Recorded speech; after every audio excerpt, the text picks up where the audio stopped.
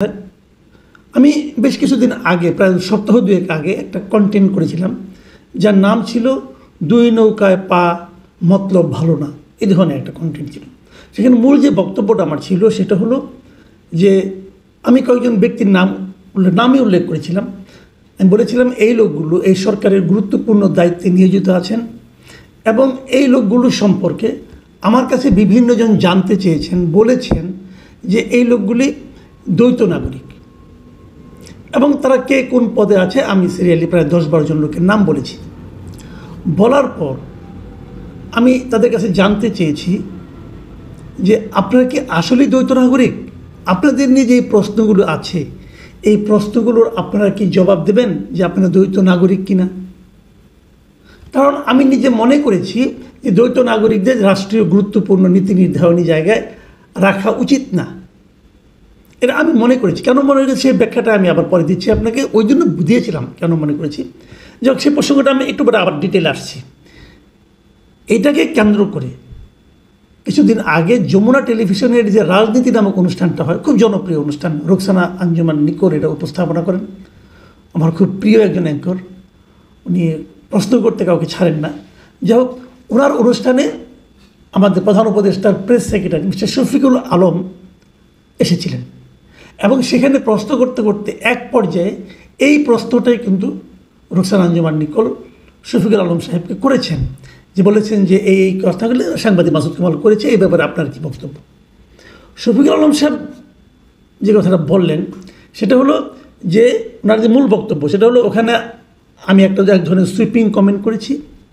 যারা টকশোতে আসেন তারা প্রায় এই ধরনের সুইপিং কমেন্ট করেন।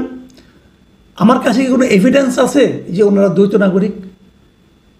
এবং উনি বলেছেন যে আমাকে প্রুফ দেখান যে তারা দ্বৈত নাগরিক কিনা। যদি প্রুফ না দেখাতে পারেন তাহলে যদি ব্রিটিশ মিডিয়া হতো তাহলে ওনার বিরুদ্ধে সু করে দিত। এই হলো। তারপরেও নিকোল স্পষ্ট করে বলেছেন যে সরকারের কাজ করে এমন কেউ কি দ্বৈত নাগরিক নেই? আমার প্রশ্নটা বাদ উনি নিজেই প্রশ্ন করলেন, অথবা তিনি জিজ্ঞেস করলেন যে আমি আপনাকে প্রশ্ন করছি মাসুদ কামাল যাদের নাম বলেছে তাদের কেউই কি দ্বৈত নাগরিক নন? তখন উনি একই কথা বললেন যে আপনারা যখনই এই প্রশ্নগুলো করবেন আপনারা এভিডেন্স নিয়ে আসতে হবে। এই জায়গাটাতে আমার আপত্তি কিন্তু। আচ্ছা, আমার আপত্তিটা কেন সেটা আমি আপনাদেরকে বলি। আমি কিন্তু কখনো দাবি করিনি যে এরা সবাই দ্বৈত নাগরিক। আমি কেবল তোমাদের নামগুলি বলেছি যে আপনাদের ব্যাপারে অনেকে জিজ্ঞাসা করে এবং অনেকে বলে, অনেকে অভিযোগ করে যে আপনারা দ্বৈত নাগরিক। আসলেই আপনি কিনা সেই প্রশ্নের উত্তরটা আপনারা দিন। শুনুন, আমার কথা বিশ্বাস না হয় আমি কি বলেছিলাম সেটা আপনাদেরকে আমি বরং একটু শোনাই। আমার ওই আগের অনুষ্ঠানটা আপনারা শুনুন আমরা কি বলেছিলাম, আমি কি বলেছিলাম। আমি যাদের নাম বললাম তাদের প্রত্যেকের কাছে আমার অনুরোধ, আপনারা প্রকাশ্যে এসে বলুন যে আপনারা দ্বৈত নাগরিক নাকি নাগরিক না, নাকি আপনাদের ব্যাপারে এটা মিথ্যা অভিযোগ। আর যদি আপনারা দ্বৈত নাগরিকত্ব আসলেই নিয়ে থাকেন তাহলে আপনাদের প্রতি অনুরোধ, আপনারা যে কোনো একটা ছেড়ে আসুন। আপনারা ওইটা ছেড়ে এই দেশে সেবা করুন। আর যদি ওইটা রেখে দেশে সেবা করতে চান তাহলে আপনাদেরকে বলবো সরি, আপনারা আসলে দেশপ্রেমিক নন। আপনারাও ওই আগেরদের মতোই লুটপাট করতে আসছেন। প্রিয় দর্শক, আমি জানি আমি অনেক বড় প্রশ্ন করে ফেলেছি, কিন্তু একজন সাংবাদিক হিসাবে ক্ষমতাকে প্রশ্ন করাই আমার কাজ। আমি সেই বিবেচনায় মনে করি আমি একজন ছোট সাংবাদিকের দায়িত্বটা পালন করেছি। প্রশ্ন করা যদি অপরাধ না হয় তাহলে আমি মনে করব এই লোকগুলো, এই বিখ্যাত মানুষগুলো আমার এই প্রশ্নের জবাব দেবেন। প্রশ্ন সহজ, জবাব কি পাবো?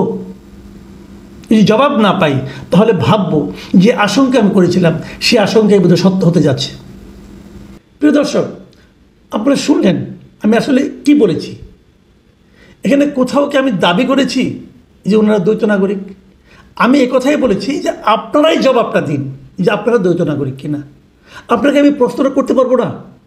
ধরা যাক আপনি প্লেন থেকে নামলেন, আপনাকে আমি এয়ারপোর্টের সামনে পেলাম, আমি কি আপনাকে জিজ্ঞাসা করতে পারবো না আপনি কি আমেরিকা থেকে আসলেন?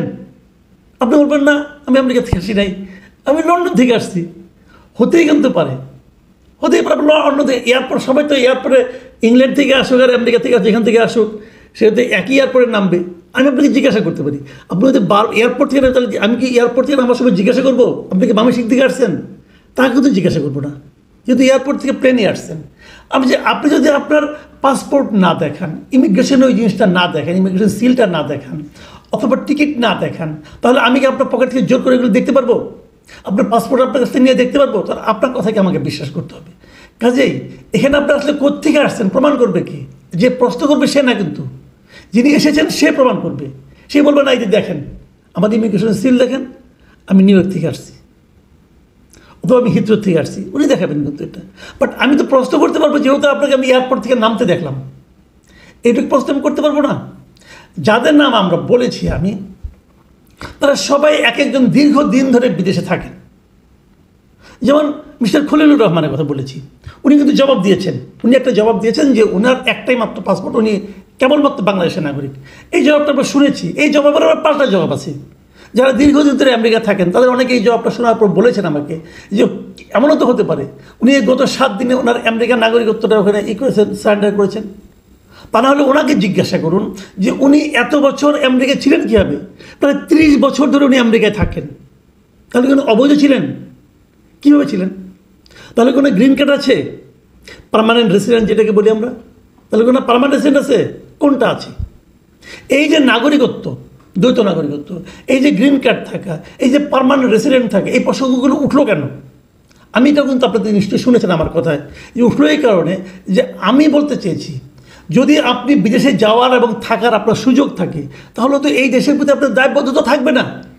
আপনি এখানে একটা অপকর্ম করবেন, করে তারপরে বিদেশ চলে যাবেন, আপনাকে আমি পাবো না।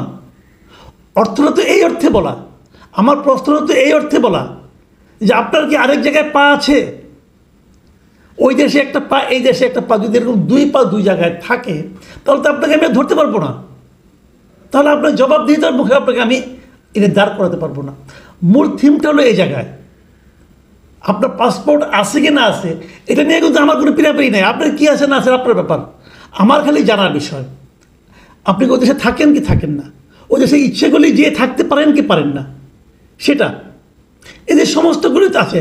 এটা নিয়ে আমি একটা ফেসবুকে স্ট্যাটাস দিয়েছিলাম। এখন আমি আমার ভুলটা বলি, আমি একটা ফেসবুকে স্ট্যাটাস দিয়েছিলাম, দিয়ে সেখানে আমি হুট করে বোধহয় উত্তেজিত হয়ে গিয়েছিলাম কিনা জানি না, হুট করে আমি বলে বসেছিলাম যে শফিকুল আলম সাহেবের এই কথার আমি একটা জবাব দেব। আসলে এই কথাটা আমার বলা ঠিক হয় নাই। আমি ওনার কথায় কী জবাব দেব?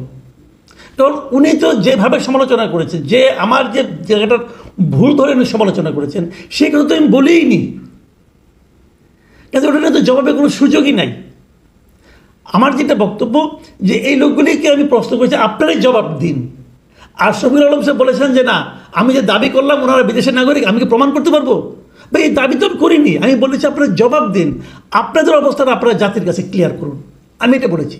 কিন্তু ওই যে বললাম রেগে গেলেন তো হেরে গেলেন, আমি রেগে গিয়েছিলাম।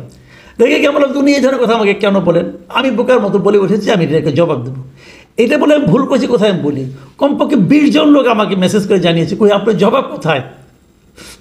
সেই 20 জন লোকের ওই মানে 20-22 জন লোকের ওই প্রশ্নের উত্তর দিতে যে আজকে আমি এই ভিডিওটা করলাম, আমি সেই জবাবটা এতদিন পরে হলো দিলাম।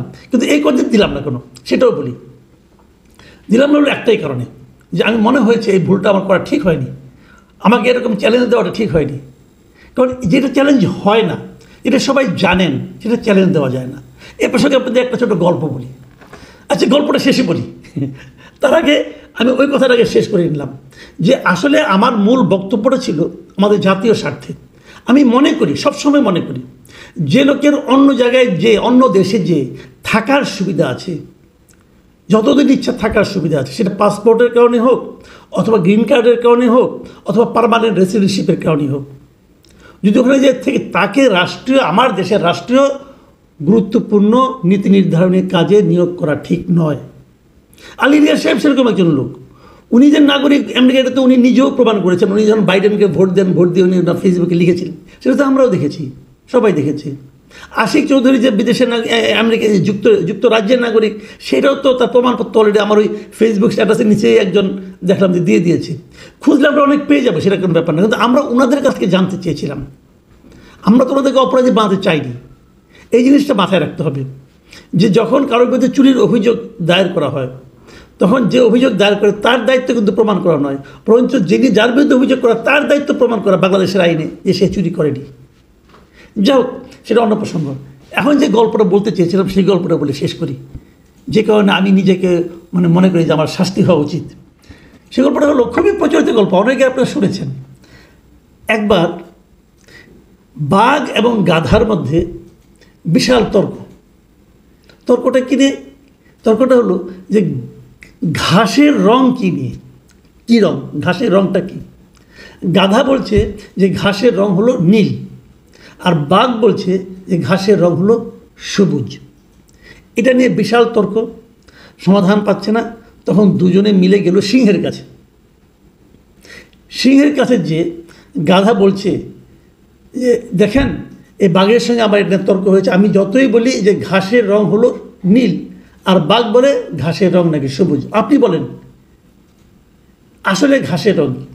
সিংহ বলল যে ঘাসের রং নীল, যাও তুমি এবার যাও। গাধা তো আনন্দে নাচতে নাচতে চলে যাচ্ছে। কিছুদিন যে তার মনে হলো যে আমি তো তর্কে জিতলাম, বাজিতে জিতলাম, কিন্তু বাঘ যে আমার সময়টা নষ্ট করলো, এই জন্য বাঘের একটা শাস্তি হওয়া উচিত না। সে আবার তখন সিংহের কাছে ফেরত আসলো, এসে বলল যে বাঘ যে আমার 3 দিন, আপনি তো জানেনই আমি বাজিতে জিতেছি যে ঘাসের রং নীল, কিন্তু বাঘ যে আমার গত 2-3 দিন ধরে সময়টা নষ্ট করলো, এর একটা শাস্তি হবে না? সিংহ বলল হ্যাঁ হবে। বাঘকে বলল যে তুমি আগামী 3 দিন কারোর সঙ্গে কোনো তর্ক করতে পারবে না, বাজিও ধরতে পারবে না। গাধা এবার খুশি হয়ে নাচতে নাচতে চলে গেল। তখন বাঘ সিংহকে বলতেছে যে তুমি এটা কী বিচার করলা, যে তুমি জানো যে ঘাসের রং সবুজ, সারা দুনিয়ার লোক জানে ঘাসের রং সবুজ, আর তুমি বললা গাধাকে যে ঘাসের রং নীল, আবার তারপরে তুমি আমাকে শাস্তিও দিলা। সিংহ বলল হ্যাঁ আমি জানি সবুজ, তুমিও জানো সবুজ, সারা দুনিয়ার লোক জানে সবুজ, তো এটা নিয়ে তুমি গাধার সঙ্গে তর্ক করতে গেলে কেন? এই অপরাধে তোমাকে আগামী 3 দিন তুমি কারোর সঙ্গে তর্ক করতে পারবে না, কোনো বিষয় নিয়ে বাজি লাগাতে পারবে না।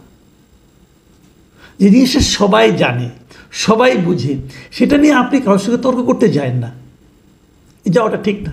আমি বোকার মতো গিয়েছিলাম, যাওয়াটা আমার ঠিক হয়নি। এই জন্যই গত কয়েকদিন আমি চুপ ছিলাম, যে শাস্তিটা ভোগ করিনি। প্রিয় দর্শক, ভালো থাকবেন আপনারা। এই ধরনের বোকামি কোনো কাজ আর করবো না, এই প্রতিশ্রুতি দিচ্ছি। এখন এ পর্যন্তই। আল্লাহ হাফেজ।